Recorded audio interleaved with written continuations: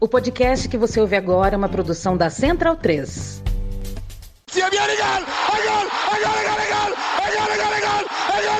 Parte Pirlo! ¡Sí! ¡Qué victoria! ¡Qué victoria! Non lo so che ha segnato, ma chi se lo sa? Tardelli!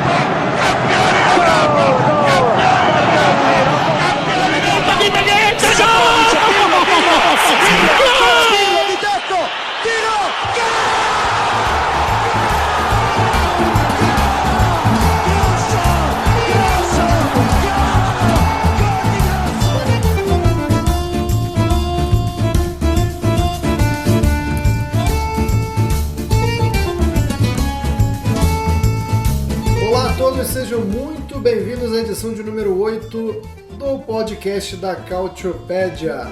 Vou me comprometer aqui a falar sobre muitas coisas hoje, aliás, não só eu e meus companheiros, porque hoje tem muita coisa para falar, a gente vai ter que dar conta, humildemente, a gente vai se comprometer a tentar falar sobre tudo, não esquecer de nada e nem de ninguém, mas a verdade é que há algumas semanas em que a gente está sem pautas e outras semanas como nessa estamos recheados, estamos transbordando pautas. A gente pode falar, por exemplo, sobre a suspensão da punição da Juventus, né?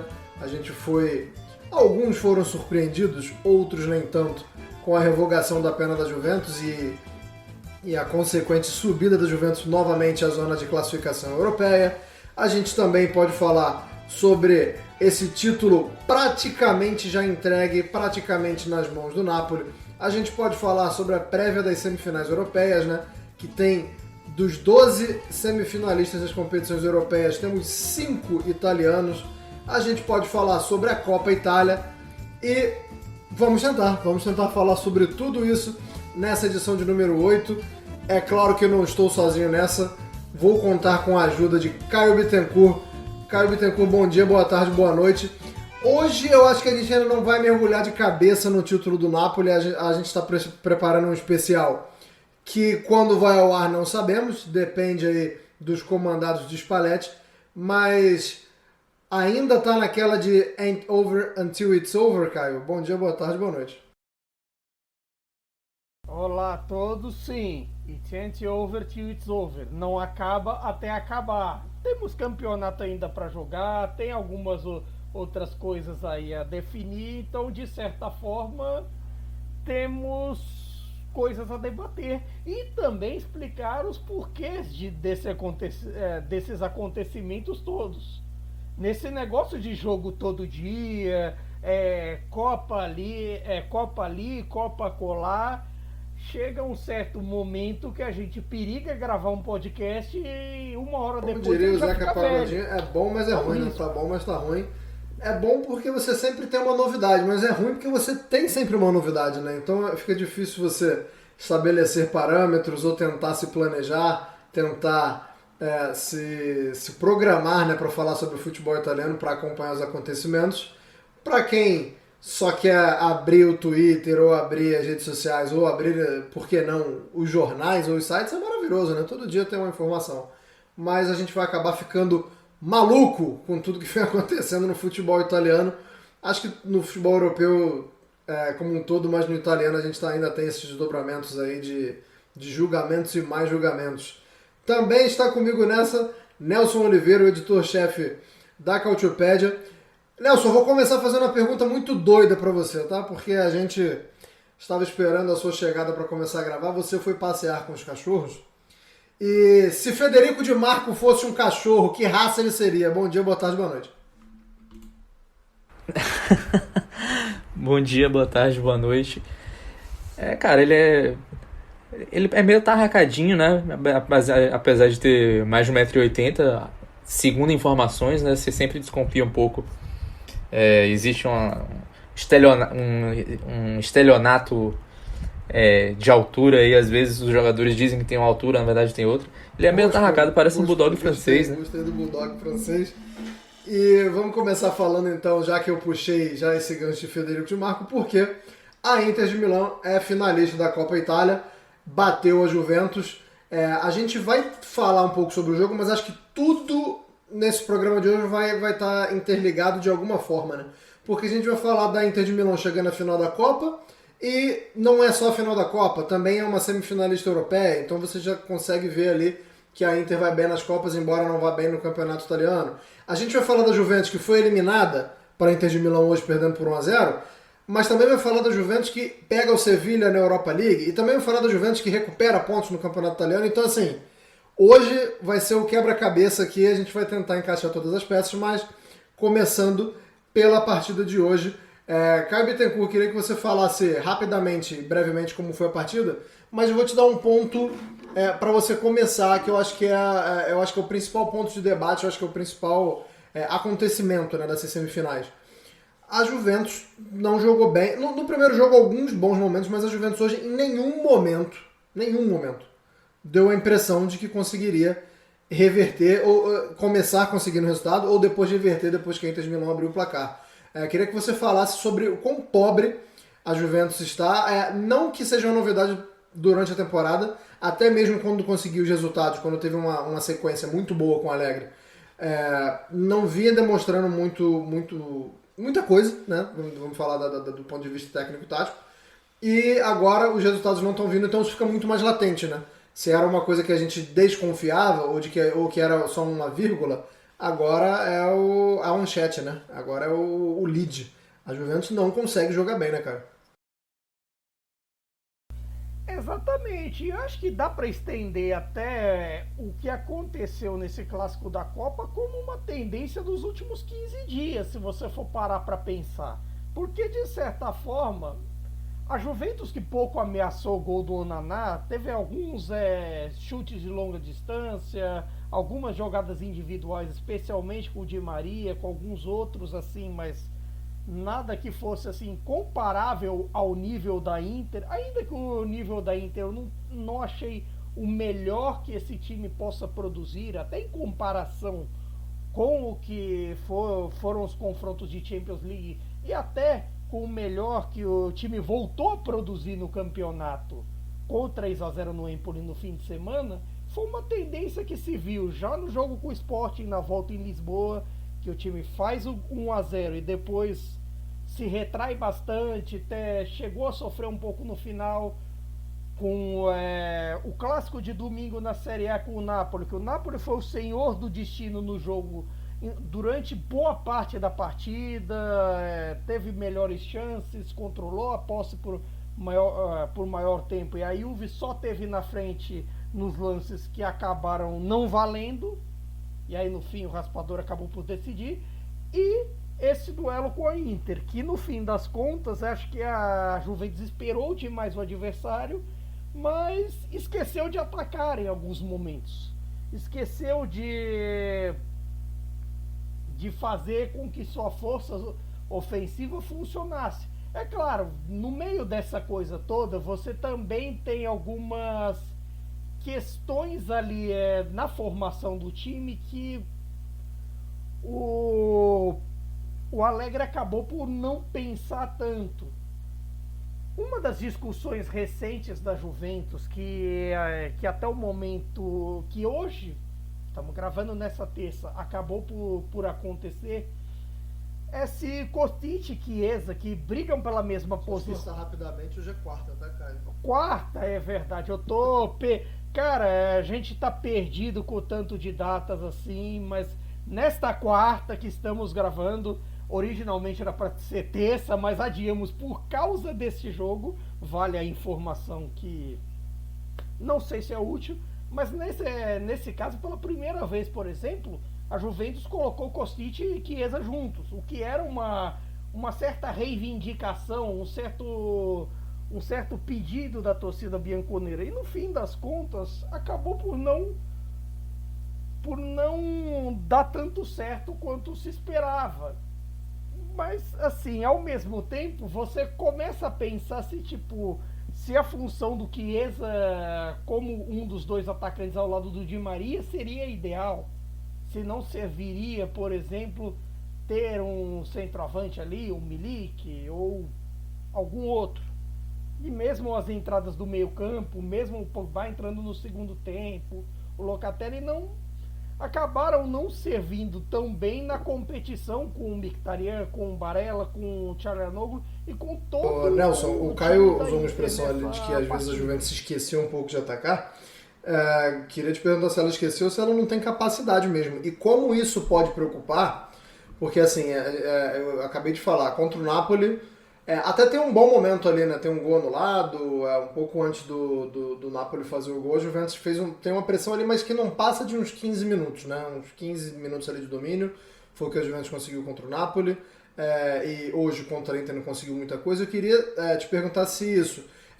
na verdade, eu sei que isso preocupa contra o Sevilha, porque o time do Sevilha ele é traiçoeiro, ele é ardiloso, mas tem muito torcedor da Juventus comemorando a volta dos pontos, né? A Juventus hoje terceira colocada da Série A. Hoje, é sempre bom falar isso, né? A Juventus hoje, porque tudo pode mudar.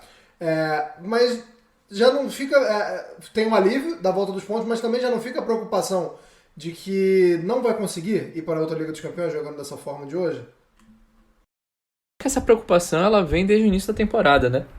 Na verdade, se a gente for estender até desde o ano passado, porque com o Allegri a Juventus não consegue jogar bem, nem se aproxima do desempenho do primeiro trabalho do Allegri em Turim, por exemplo. Eu acho que essa preocupação ela é perene ali, né? Só que ao mesmo tempo a Juventus ela tem conseguido resultados assim, ela tá fazendo uma Liga Europa muito sólida, né? Desde que foi para a competição ela tomou um gol só, né? Tomou um gol do Nantes e agora depois tomou um gol de pênalti do Sporting, mas mesmo assim tem se defendido bem, né? Contra o Sporting sofreu bastante, acho que foi dos jogos eliminatórios foram os mais difíceis, né? que a Juventus teve, mas soube sofrer, né? Então é o alegrismo, né? Eu acho que o torcedor da Juventus, apesar de preocupado com o fato de o time não render o que deveria render pela qualidade do elenco, tá um pouco acostumado também e vai nessa toada aí, né? O Sevilha, eu acho que o que mais pode preocupar a Juventus em termos de Liga Europa é que o Sevilha melhorou o desempenho, né? Tava brigando muito fortemente para não cair em La Liga, agora já está numa situação um pouco mais confortável, então dá para se dedicar um pouco mais à Liga Europa, que é o torneio por excelência, né, do Sevilha. Na Série A já, em termos de Juventus, o calendário é um pouco mais fácil do que os dos rivais, né?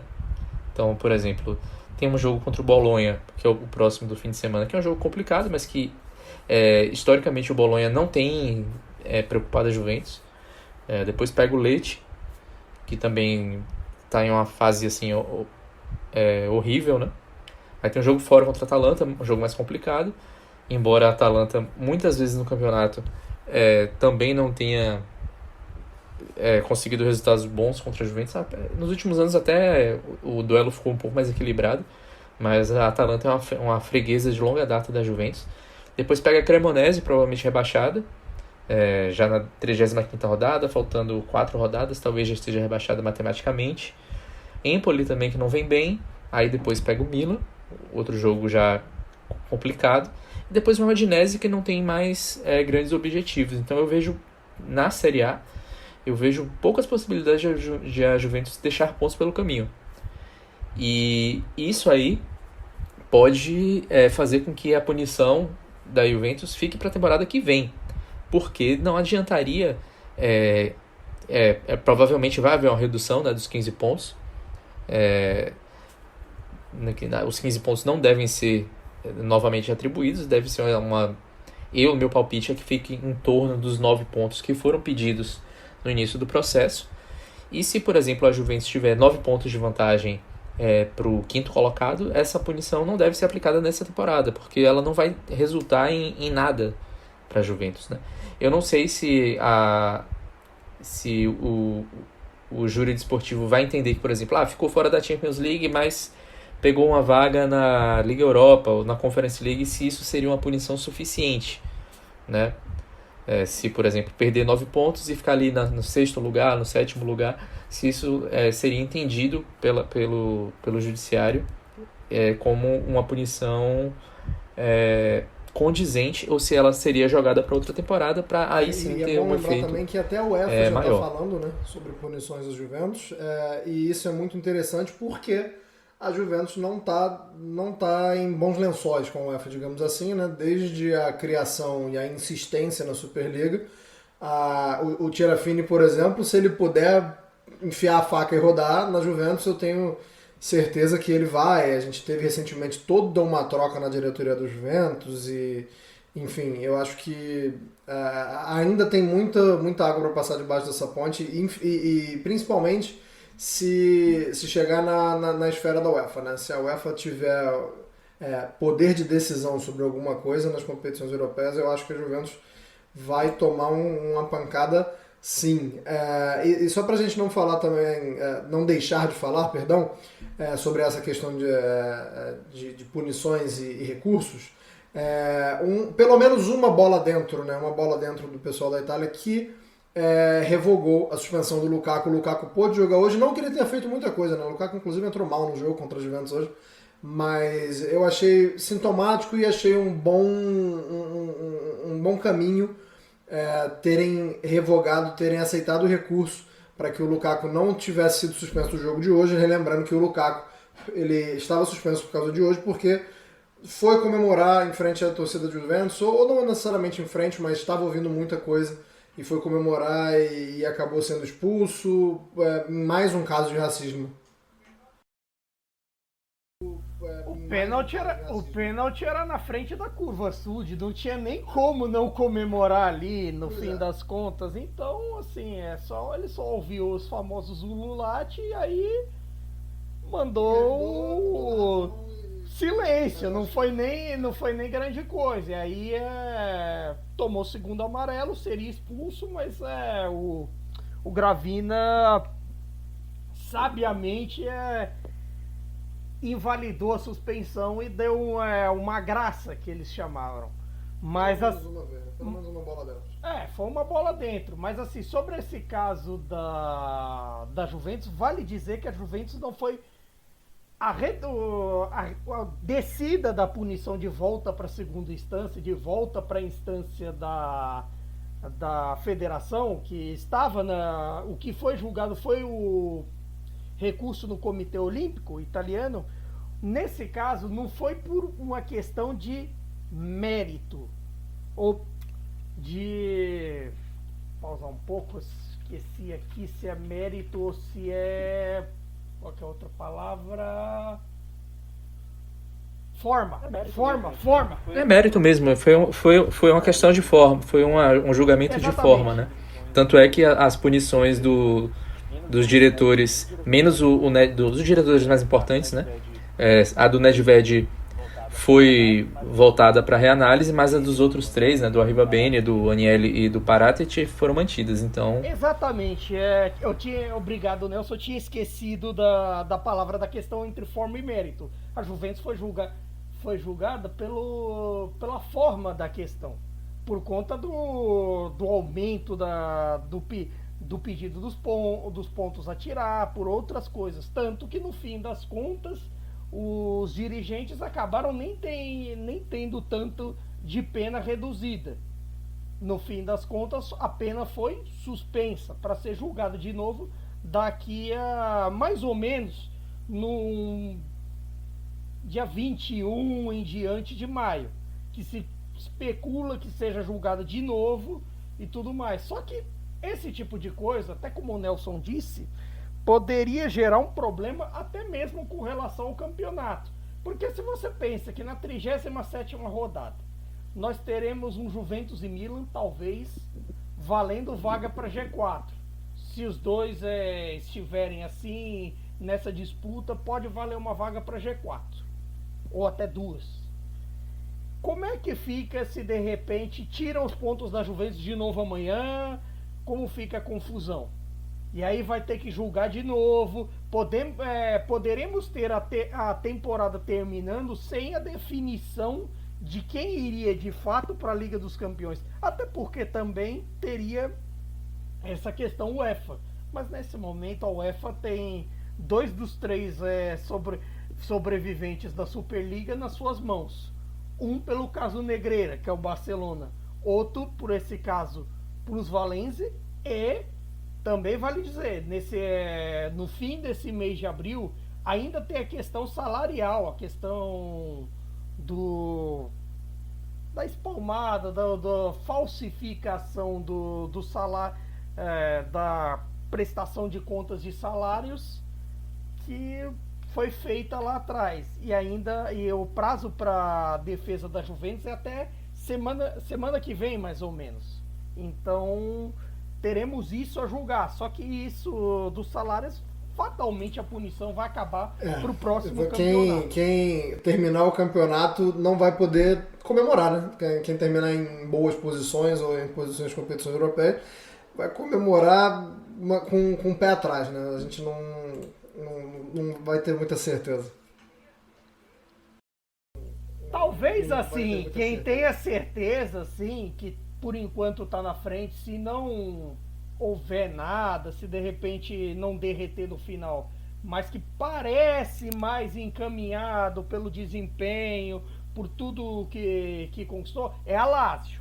Por conta do que tem feito, por conta do trabalho do Sarri, por conta dos pontos que vem conquistando.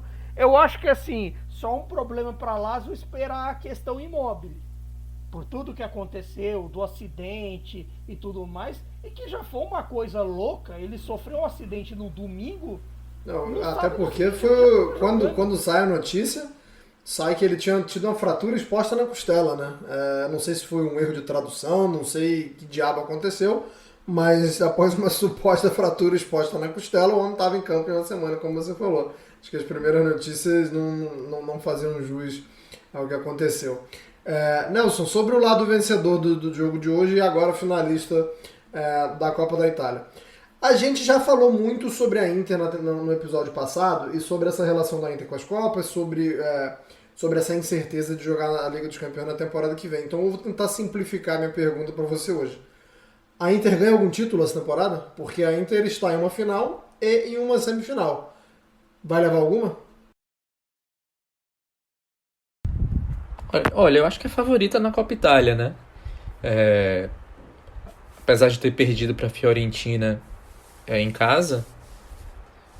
E, enfim, vamos dar a Fiorentina já como classificada, né? A gente está gravando aqui antes de Fiorentina e Cremonese, mas a Fiorentina fez 2-0 em Cremona. Embora a Cremonese tenha eliminado Napoli e Roma jogando como visitante, dessa vez a desvantagem é muito grande, né?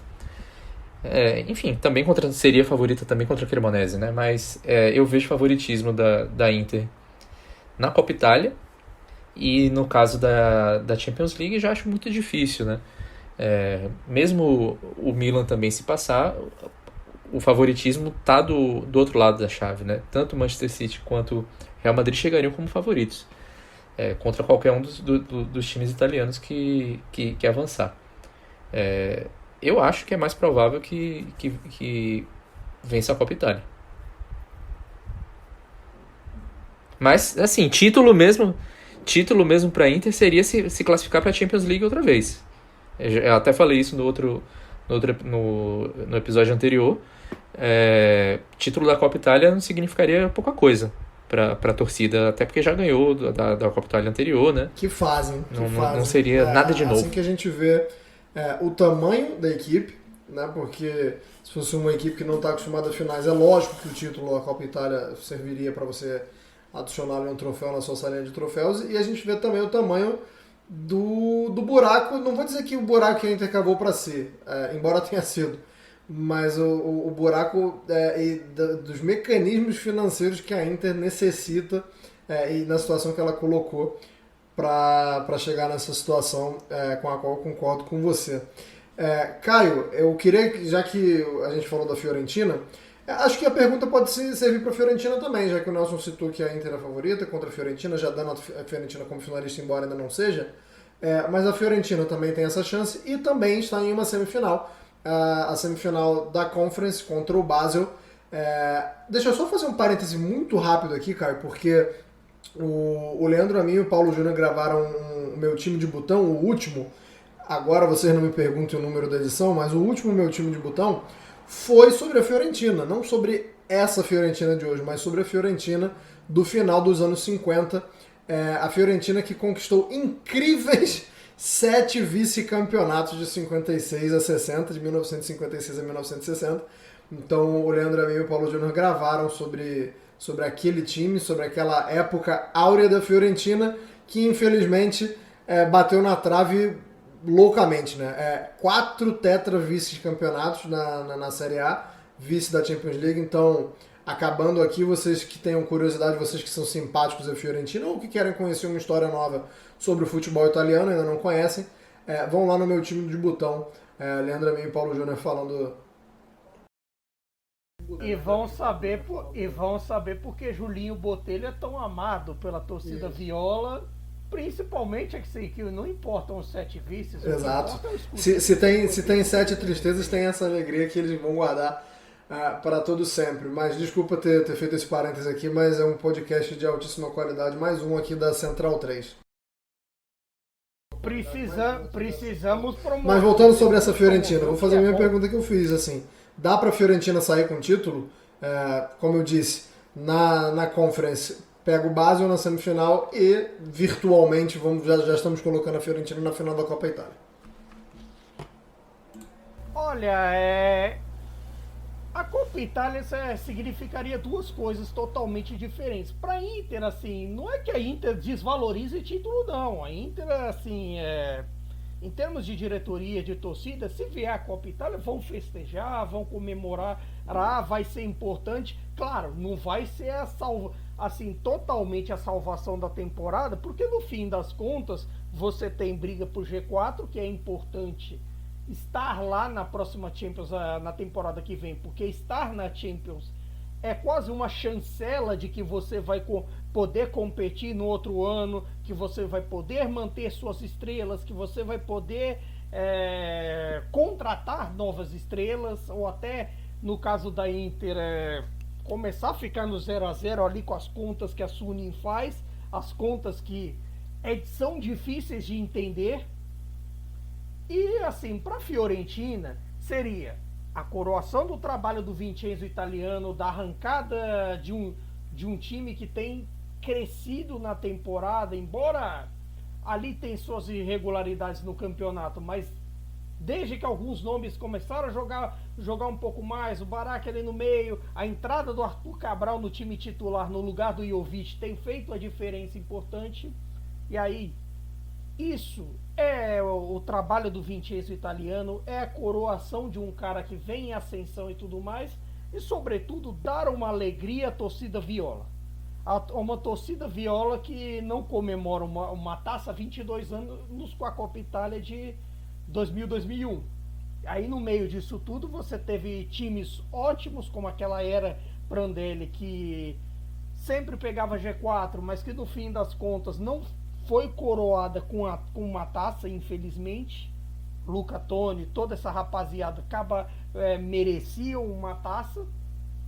E assim, coroaram uma nova era da gestão, a nova era da Fiorentina, que pode vir com as reformas que virão do Artemio Franchi, que já estão assim, com o projeto de acontecer nos próximos anos, e uma nova era que o Comício quer trazer no comando dele desde que ele assumiu a Fiorentina, com o novo estádio, com volta às disputas, com volta aos títulos, e que seria importante tanto na Conference, que você tem um Basel meio irregular e tudo mais. Talvez não seja, talvez é difícil dizer que é a favorita, porque você tem um Basel irregular, você tem um AZ bem, um AZ Alkmaar bem na Holanda, e um West Ham que agora parece que melhorou, parece que está numa situação meio assim, comparável ao que o Sevilha está no confronto com a Juventus. Mas assim, Eu diria que dos 4 times da Conference, a Fiorentina hoje é a melhor.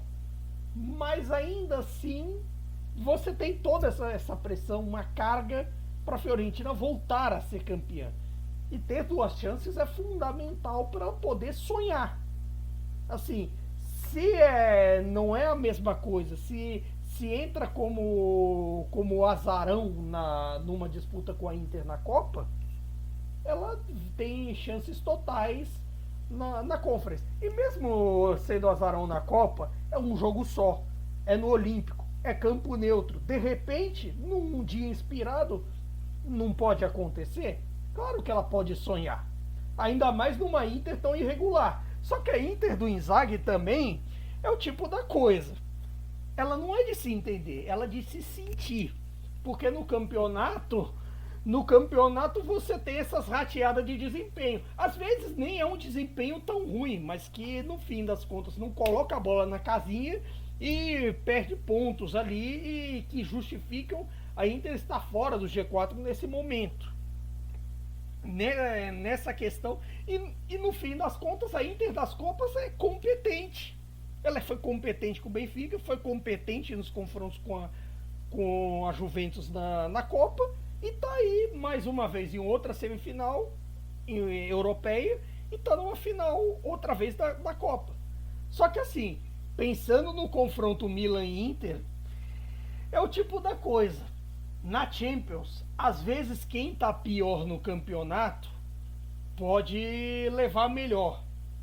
Vira um confronto 50-50. O Milan está melhor de desempenho nesse momento. Os gols do Rafael Leão voltaram a acontecer, Giroud voltou aos trilhos, você vê um crescimento de desempenho de nomes como Benasser, Brahim e principalmente de Mike Maignan, herói contra o Napoli e que tem crescido o desempenho até no campeonato para a volta ao G4. Assim, o Milan está em melhor momento, mas a Champions às vezes tem os seus caprichos.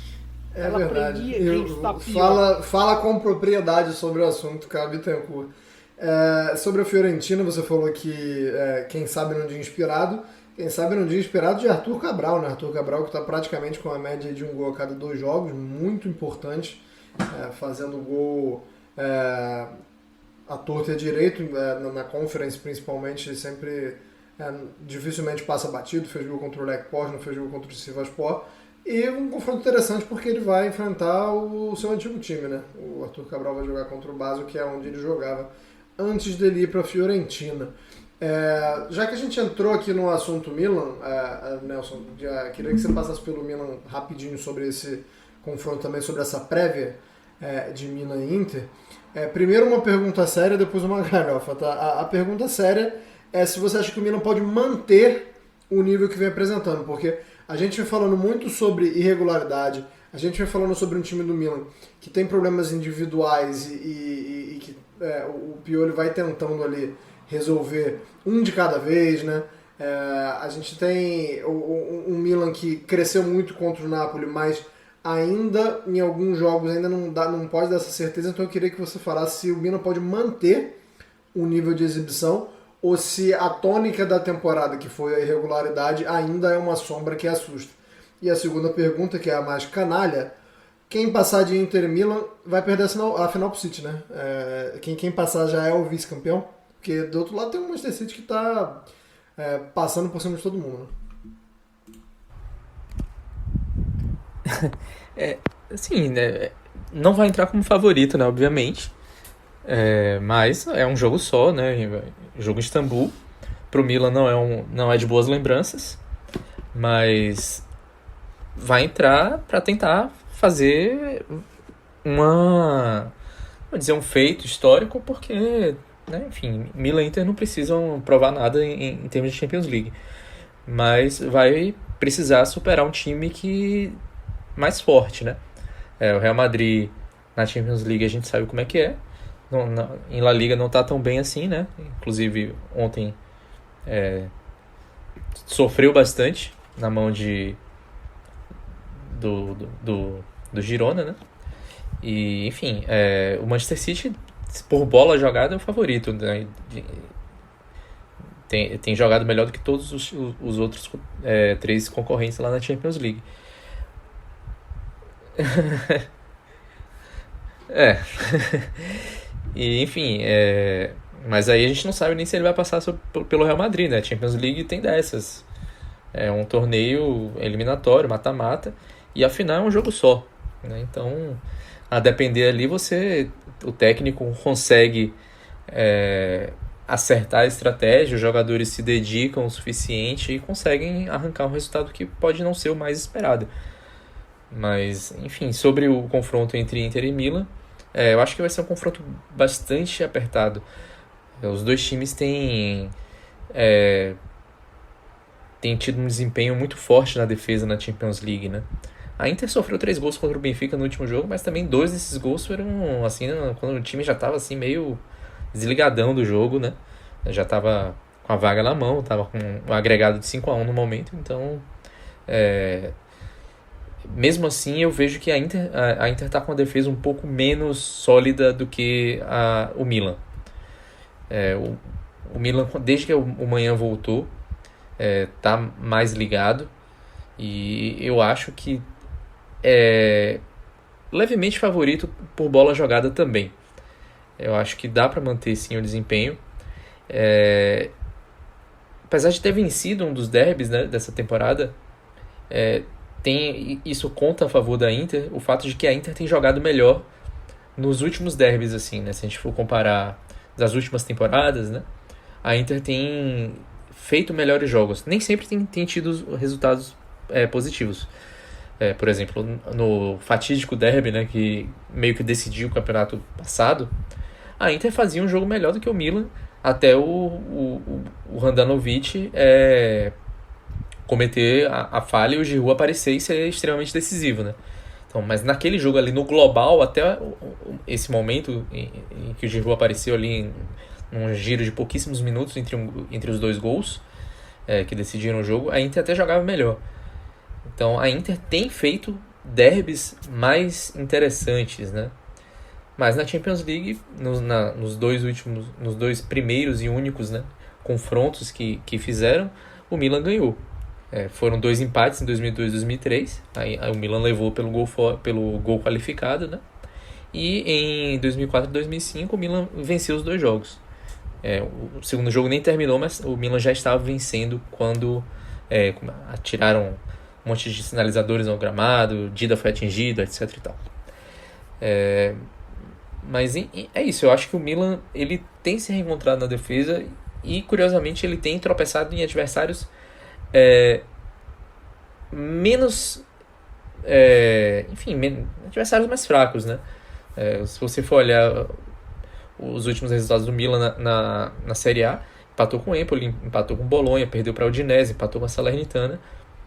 Mas os jogos contra times ali do mesmo nível, né, goleou o Napoli, venceu a Atalanta, por exemplo.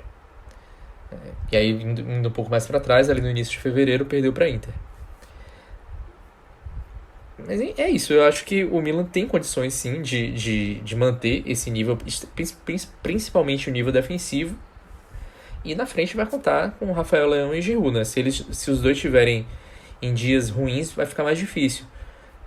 A gente tem visto o Milan, por exemplo, meio campo, o Tonali tem jogado bem, o Benacer também, mas se o ataque não está funcionando, esse trabalho de meio campo, ele é menos, aparece menos em termos de resultados. Foi basicamente o que a gente viu. Não vou nem falar do jogo contra o Bolonha, porque o Milan teve muitas reservas em campo naquele jogo, né? Mas contra o Empoli, por exemplo, o ataque não brilhou e o Milan acabou tropeçando. Contra o Udinese, a mesma coisa, né? Então, eu acho que o jogo vai passar muito pela defesa e pelo dia, né? Se estiverem bem o Rafael Leão e o Giroud. O gol contra o Napoli, inclusive, o gol do Giroud, o primeiro, né? Primeiro gol do jogo, a jogada do Rafael Leão é claramente a fase dele, né? O que vive o Rafael Leão no momento é aquele lance ali em que eles pegam a bola e não toma conhecimento, né? Sai carregando como se fosse... Parece muito simples o gol, né? Quando a gente vê o gol. E pra gente falar sobre o último clube italiano que está vivo na Europa ainda, vivíssimo, vamos falar da Roma, né? A Roma que tem pela frente o Bayer Leverkusen. Primeiro vou dar uma cutucadinha aqui no torcedor da Roma, porque Roma e Leverkusen me lembra muito uma ex-sketch, do Hermes e Renato, em que um fica falando pro outro, obrigado você, e o outro fala, obrigado você, não, obrigado você, não, obrigado você. Porque são times que geralmente, entregar é uma palavra muito forte, mas são times que geralmente desperdiçam oportunidades, né? Muitas oportunidades. Tem um hall aí de clubes europeus, né? Acho que dá pra botar talvez o Tottenham também, e Roma e Leverkusen, perdão, me lembra muito essa sketch. Um vai ficar entregando, o outro falar assim, não, obrigado você, pode ficar com o resultado, e o outro vai entregar e vamos ver quem entrega mais. Mas agora, falando sério, Caio, a Roma, que dentro do que pode fazer, né, a gente sabe que não tem o elenco mais qualificado, a gente sabe que tem deficiências, a gente sabe que o Mourinho segue trabalhando durante toda a temporada e não consegue corrigir algumas coisas na Roma, mas a Roma chega para uma semifinal da Europa League em boas condições, e eu queria que você falasse não só da Roma, mas sobre a possibilidade de uma final italiana. A gente acabou de falar aqui, alguns minutos atrás, que a Juventus não vive boa fase, que pega o Sevilla, mas eu queria... Porcentagem, não sei, porque é muito, muito clichê. Mas eu queria que você falasse da possibilidade de uma final italiana, né, entre Juventus e Roma na Europa League. Só porque eu queria fazer porcentagem, agora também vou fazer só de raiva. Porque eu acho que, assim, no caso da Juventus, eu creio que ela é favorita pelo desempenho. Não se podemos...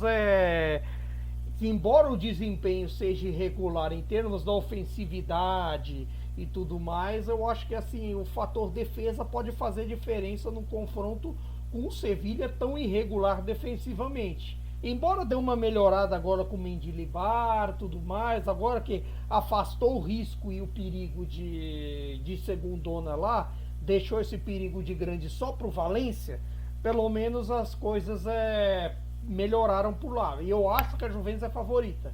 Dito isso, nesse confronto Roma e Leverkusen, é até complicado dizer, porque a Roma fora de casa, para mim, parece um time um pouco estranho. Estranho, porque, assim, pareceu um pouco estranho na ida com o Feyenoord, que, no fim das contas, a Roma até apresentou desempenho no global, na eliminatória, melhor que o Feyenoord. Só que, assim, perdeu uma quantidade incrível de gols na ida, teve o pênalti perdido e na volta acabou recompensando na base da força, na base do Olímpico e tudo mais. Apesar de tudo, contra o bom time do Feyenoord, que tem sido favorito a ganhar a Eredivisie, está na liderança merecidamente. Mas, assim, ao mesmo tempo ela é estranha, porque ela mostra a sua força dentro de casa. Ela no Olímpico consegue fazer bons resultados, consegue competir muito bem, mas fora de casa parece que falta alguma coisa. E eu senti isso até nesse confronto pela Série A, que mesmo com a rotação enorme de jogadores e tudo mais, a Atalanta foi bem pro jogo, conseguiu fazer sua força e foi até um dos melhores desempenhos de um time do Gasperini nessa temporada. Se a Atalanta parecia irregular, de repente a Atalanta agora, assim como a Lazio, é um dos times que não tem cabeça paralela, de repente pode se aproveitar da cabeça paralela de Juve, Milan, Roma e Inter, e de repente se aproveitar disso. E a Roma, assim, você nunca sabe como é que vai estar o desempenho, sobretudo físico dessas peças. Porque a Roma, o desempenho às vezes acaba por ser dependente da qualidade de um Pellegrini, da qualidade de um Dybala, que fizeram uma enorme diferença nos confrontos com o Feyenoord. Pro bem e até pro mal, porque o Pellegrini, ainda que foi muito bem na volta, teve aí do pênalti perdido. Mas, assim, a ausência do Dybala pode fazer diferença. E o Dybala acabou por se machucar no confronto com a Atalanta. De repente, se fica um desses jogos fora, você nunca sabe como está o físico dele, pode ser um problema. A questão de defesa também é um problema. porque você tem uma zaga que nos seus melhores dias pode ser confiável, principalmente com nomes do Mantini, às vezes do Smalling, mas que às vezes você tem um Llorente e um Ibañez que não inspiram tanta confiabilidade e, ironicamente, esses não são os principais problemas da Roma em termos de defesa, porque você tem o Rui Patrício rateando, tendo algumas falhas estranhas, ou às vezes atrapalhadas, que nem a que ele fez na segunda-feira contra que ele solta no pé do Koop Meiners, o terceiro gol da Atalanta. Então, assim, a Roma é melhor no desempenho, talvez seja um 55-45 para mim, sim, porque também o Leverkusen tem dado umas rateadas, umas irregularidades de desempenho, senti isso nos confrontos contra o San Giloase, que tem peças boas que eu acho que logo logo podem pintar até mesmo aqui na Série A. Mas nos confrontos contra o Giloase acabou dando uma rateada na ida, vai bem na volta, mas que na Bundesliga você também, assim como a Roma, também tem uma disputa ali pelas Copas, também tem um espaço brigando por seu espaço, ainda que está muito atrás do Leipzig, muito atrás do Freiburg e principalmente do Union Berlim. De repente eles podem despejar todas as suas chances reais de Champions League e de voltar a ser campeão da Europa League, que o Leverkusen tem uma Europa League lá de 87-88, no confronto com a Roma. Eu acho a Roma favorita, mas essa falta de confiabilidade, que a mim eu não atribuo ao Mourinho, mas eu atribuo por essas rateadas de jogadores, que eu acho que é o que pesa pra mim. Esse confronto e essa parte de Roma, antes de a gente falar sobre o nosso último assunto, eu queria trazer à tona um confronto interessante, né, que o Mourinho vai enfrentar o Xabi Alonso. Estamos todos velhos, estamos todos sentindo o tempo chegar, que o treinador do Bayer Leverkusen é o Xabi Alonso, e o Caio falou aí que o Bayer Leverkusen está um pouco atrás na Bundesliga, mas especificamente sob o comando do Xabi Alonso, o time muito bem, né? Porque largou tarde, começou tarde, acordou tarde no campeonato na Bundesliga, porque sob o comando do Xabi Alonso é um time muito interessante. E eu queria que você falasse se ter o Mourinho numa semifinal europeia não vou dizer que é uma garantia, mas que já é meio caminho andado e que possa ajudar muito a Roma, focando especificamente nesse confronto de treinadores.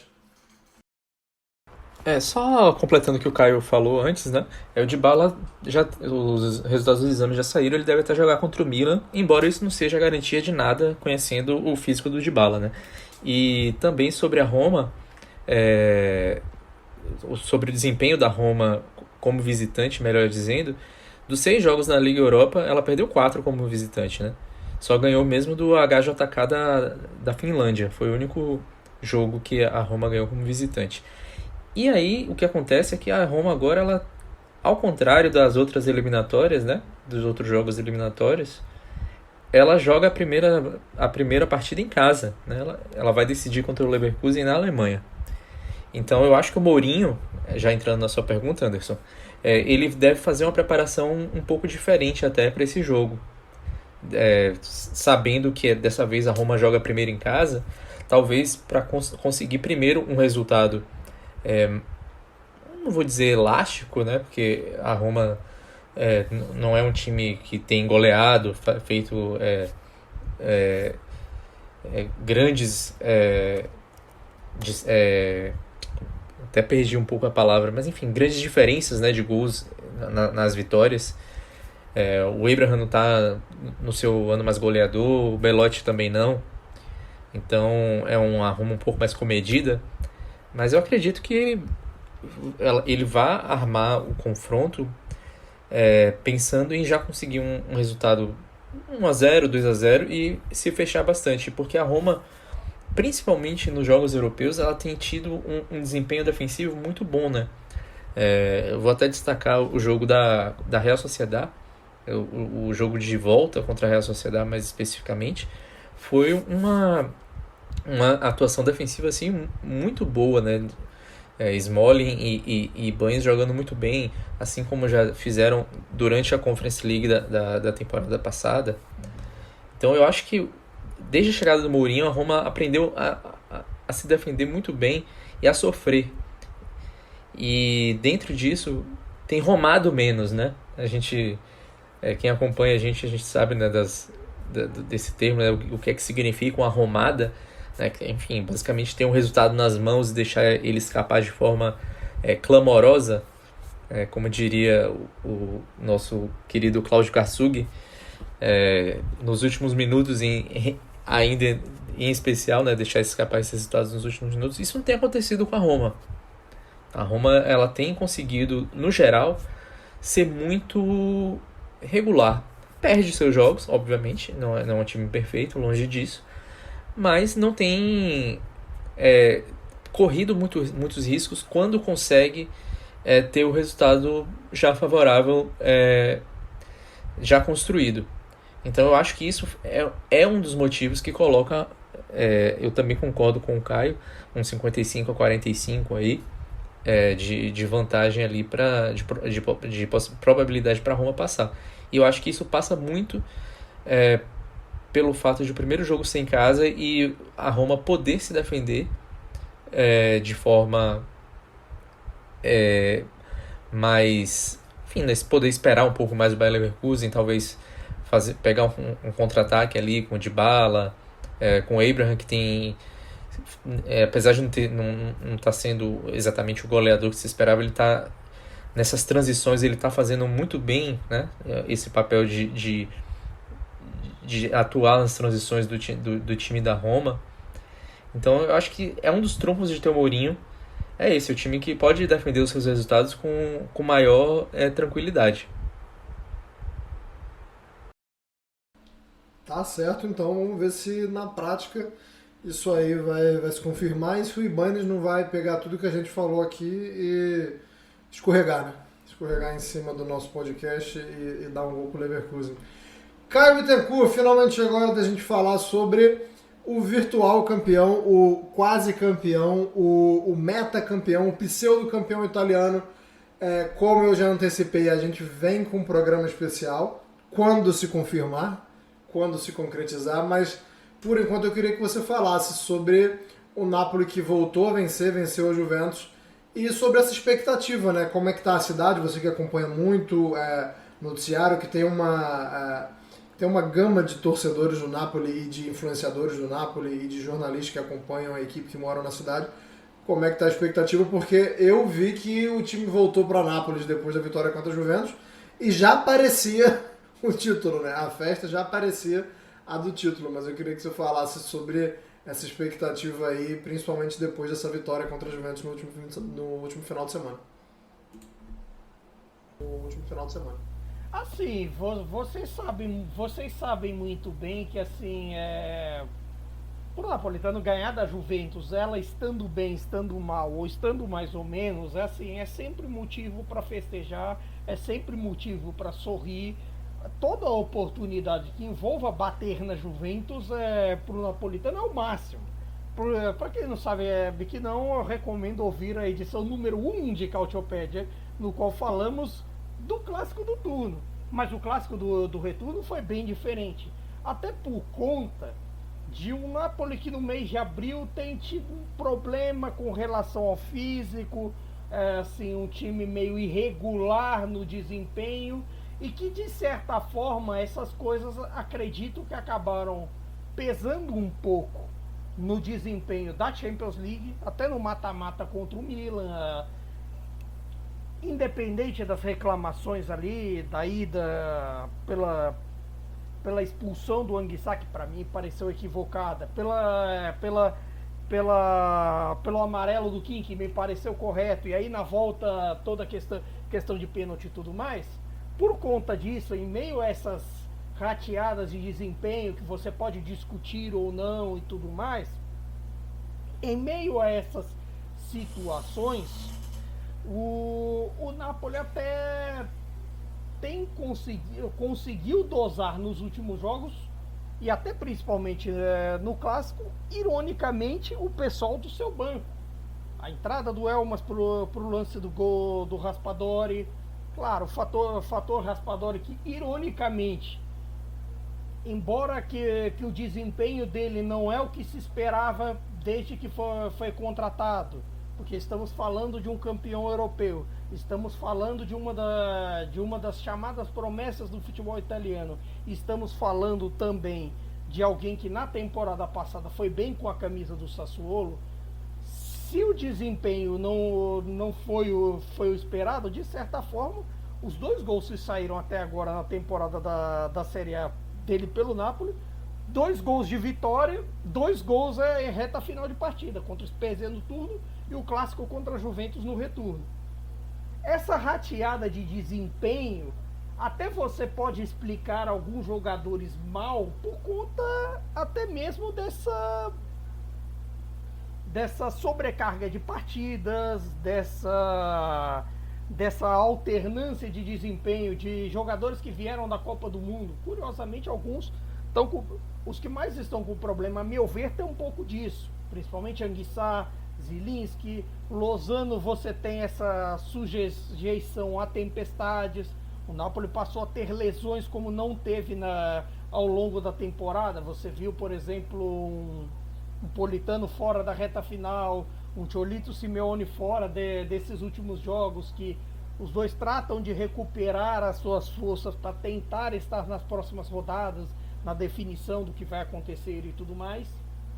E você tem talvez o único mês que o desempenho do Kvaratskhelia não é aquele, que é assim, é o único mês, assim, esse mês de abril, o único que você pode dizer que o desempenho do Kvaratskhelia não é aquele desempenho de MVP do mês, que ele já ganhou em 3 desses meses de Série A, em que a disputa teve de jogador do mês e tal. Até fico meio curioso com esse desempenho irregular do Napoli no mês de abril, para quem que irão dar esse prêmio individual. Mas se o desempenho dele é individual, a volta do Osimhen, de certa forma, deu meio que um norte ao time. Se o norte faltou ali nos confrontos com o Milan, até mesmo na volta em que ele já estava, a volta dele trouxe um certo norte até em criação de jogadas, até em pensar o que fazer. É bem verdade que nas últimas partidas eu achei, por exemplo, que o Napoli exagerou na busca por ele, do quesito busca por cruzamentos, busca por lançamentos longos e tudo mais, e fugiu um pouco do seu estilo de troca de passes, de jogo um pouco mais veloz. Mas por outro lado, assim, nessa altura do campeonato, o torcedor do Napoli está ansioso. É um clima de ansiedade coletiva. É claro que você tem um pessoal que já queimou largada, que já está comemorando, que já está... Mas assim, você tem um pessoal tipo eu, que quer ver para crer. Que quer ver, assim, que talvez só acredite no negócio quando bordar o escudeto no peito da próxima camiseta. Talvez, no fim das contas, tenha gente que seja assim. Tem gente que seja mais São Tomé. Tem gente que só quer festejar. Que no fim das contas a torcida do Napoli é uma mistura disso daí, esse pessoal mais comedido, esse pessoal que gosta de festejar, mas que no fim das contas você tem uma ansiedade, você tem uma vontade coletiva de que isso chegue logo, que assim, que todo mundo só quer voltar a ser feliz, que tipo, uma sensação de que chegou a hora de ser feliz. Claro, pra mim, eu sempre vou repetir o It ain't over till it's over, porque já virou um bordão meu, já não é nem mais do Lenny Kravitz, ele vai me processar por direito autoral, mas assim, de certa forma, você tem uma ansiedade coletiva que pra mim, eu até explico assim, além dessa questão física, pra rateada do desempenho, que se talvez ali o desempenho contra o Verona não foi lá essas coisas no 0-0, se contra o Lecce precisou de uma forcinha enorme do Lecce para ganhar, que o Lecce está entrando no buraco. Mas assim, se precisa, também tem essa ansiedade, essa coisa assim de queremos definir logo e tudo mais, e assim, eu acredito que até definir vai se sentir um pouco disso. vai se sentir um pouco do querer resolver logo, do querer, assim, da ânsia até mesmo pro tipo da torcida para ver a bola entrando na casinha, entrando no gol até ele acontecer, porque assim, é uma comunidade que está ansiosa, ela está festejando, muita gente até já dá como assim, como feito, mas assim, ao mesmo tempo sempre tem a ansiedade para você confirmar tudo isso. Agora é quase como numa corrida, na Fórmula 1, sempre se costuma dizer: traga o carro para casa quando está na reta final, para não arriscar, para fazer o simples, para tudo mais. É o momento em que o Napoli precisa trazer o carro para casa, para confirmar tudo isso, para simplesmente botar tudo o que sofreu nesses tempos e tudo mais, até nesses 33 anos de ausência entre uma taça e outra, para extravasar. Todo mundo só quer ser feliz de novo. E é isso. E é assim, em vista do confronto do clássico com a Juventus, foi até meio simbólico, porque de certa forma, além de espantar os males da eliminação para o Milan, você assim bate num rival e traz de volta algo que ficou uma ferida muito grande no torcedor napolitano, que foi o campeonato de 2018. Você teve o gol do Koulibaly no final, naquele clássico de 22 de abril de 2018, mas depois de tudo que aconteceu, com toda aquela arbitragem pra lá de polêmica do Inter e Juventus na semana seguinte, a derrota para a Fiorentina com uma tripleta de, veja só, Cholito, Simeone, e quem diria que os caminhos iriam se cruzar de novo agora com Cholito e Simeone no lado azul da força. E de certa forma muita gente tem essas feridas do passado, e a vitória contra a Juventus, como foi nos acréscimos, e até reeditando um pouco a alegria que foi aquele gol do Koulibaly com a alegria que foi o gol do Raspadori, que eu confesso, eu me emocionei, mas assim, é toda uma cura de uma ferida. É como você passar um antisséptico numa ferida, de certa forma, porque serviu para muita gente isso, serviu para uma coisa assim de, sabe, estamos livres, mas no fim das contas só vai estar livre quando o carro chegar em casa. Gostei dos comentários automobilísticos e do infectologista Caio Bittencourt também falando do antisséptico, um comentário que foi de máquinas a... É basicamente o seguinte, o gol, para usar agora o termo religioso, o gol do Raspadori curou onde doeu. Agora o reverendo infectologista e automobilista. Não, isso daí é que nem o cantor falecido Kanye West. É uma pena que ele tenha falecido. A gente vai chegando então ao final dessa edição, mas vou dar a opção para vocês falarem se a gente esqueceu de alguma coisa. Nelson Oliveira, eu acho que a gente bateu tudo que a gente tinha que bater. Falamos de Copa, falamos de punição, falamos de semifinalistas europeus, fizemos jabá aqui do meu time de botão. Faltou alguma coisa, Nelson? Não faltou nada, não. Só queria completar o negócio do que o Caio tá falando. Já acabou, né? A ânsia do napolitano é aquela ânsia da pessoa que mora em Salvador, gosta de carnaval, mora no Rio de Janeiro, mora em Recife, gosta de carnaval. Sabe que o carnaval vai chegar, dá aquele comichão ali, que você sabe que o negócio vai ser bom, que a festa vai ser boa, que você só tá esperando ela chegar. É isso aí que tá acontecendo com o torcedor do napolitano. Embora a festa lá também já tenha começado, né? O pré-carnaval, o pré-escudeto lá já começou. Então, bom dia, boa tarde, boa noite aí pra vocês. E até a próxima. Até a próxima. Voltamos muito provavelmente... Pode falar. Só uma pincelada, para não dizer que não falei das flores, essa briga contra o rebaixamento parece interessante. Porque, assim... a Sampdoria parece que já tá morta, mas assim, até a Cremonese resolveu dar uns sinais de vida, o Verona resolveu crescer de novo, o Lecce e o Spezia estão meio estranhos no desempenho, parece que querendo ir para baixo. O Lecce está numa sequência incrível negativa, uma sequência de lá vamos a 8 jogos sem vencer, que está trazendo leite para baixo, e assim, até o Empoli também meio problemático.